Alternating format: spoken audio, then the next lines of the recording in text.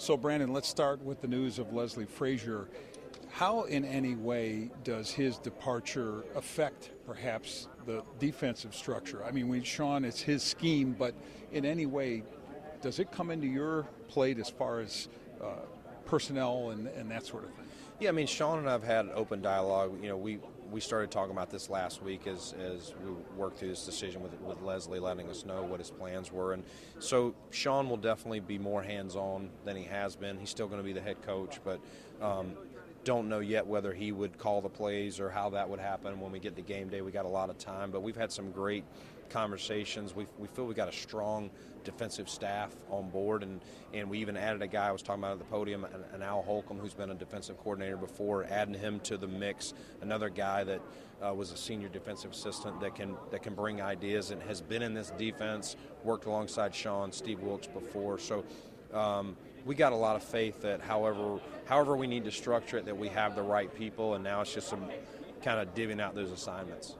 When you're dealing with such a cap challenge that you have, being about $16 million or so over, you obviously have to work at getting it down before you can do any additions. What does that do to the draft in terms of its level of importance, the sense that you really need to hit on these rookie players who, of course, are going to fit much better under the cap?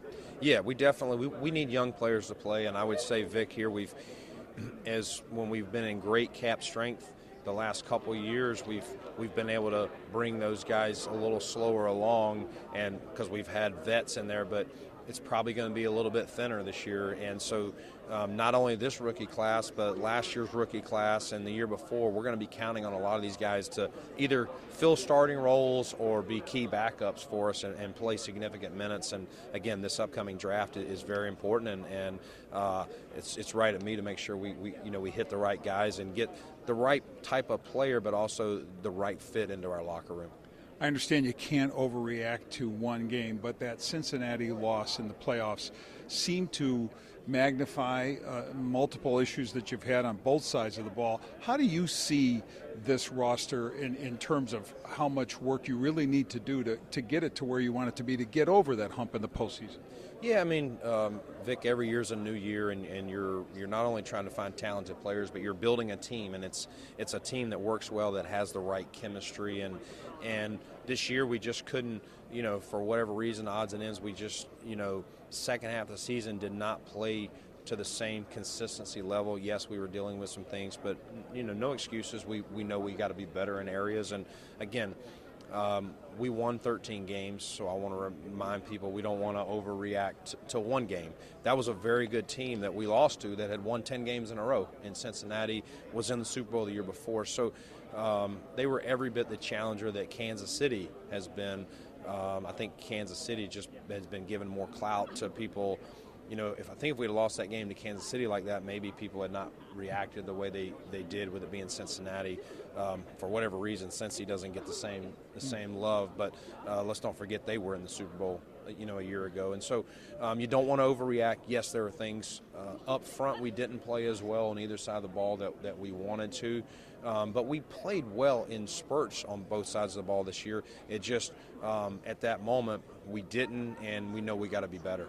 As far as the cap itself goes, again, a lot of work needs to be done to get you under it by it's March 15th. March 15th. So looking at that challenge, Brandon, obviously there's going to be a lot of restructuring done with the larger contracts that you do have, and it's tougher when you're paying a quarterback in his second deal. But do you see the management of that to be something that you can do? Because I'm assuming besides cutting players outright, you're also going to maybe be asking guys to take pay cuts.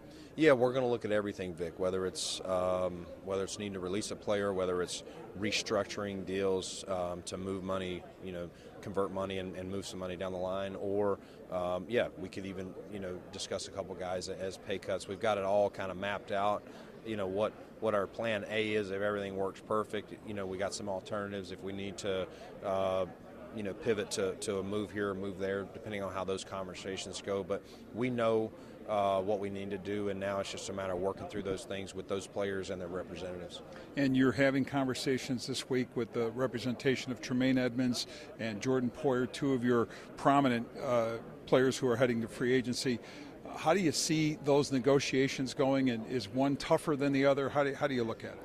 Yeah, they're both hard because you want them back and you want them to be rewarded. You know, these are part of your family, and you want to see them do well. Selfishly, you want them back, and so you're trying to, you know, what are fair numbers for them and for you, and you got to make sure you can make it fit. And sometimes you can be as fair as you want to be, but you still got to make it fit in the puzzle. So we'll keep those conversations open and until the end, which is either us getting a deal with them or someone else striking a deal with them. Brandon, thank you.